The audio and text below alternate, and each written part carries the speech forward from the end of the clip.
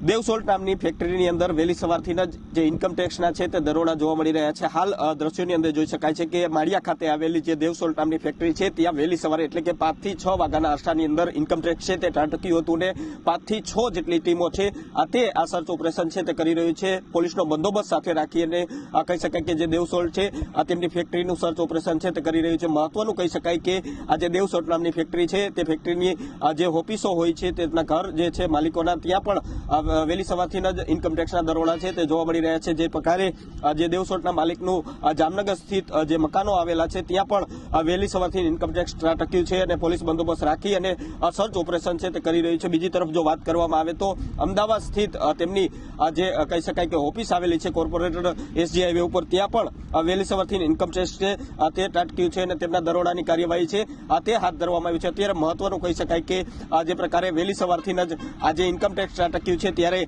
જે મીઠા ઉદ્યોગમાં જાણીતું નામ દેવસોલ્ટ છે તેમની ત્યાં દરોડાની કામગીરી કરાતા કહી શકાય કે જે મીઠા ઉદ્યોગ છે તેમાં પણ ફફડાટ છે તે જોવા મળી રહ્યો છે।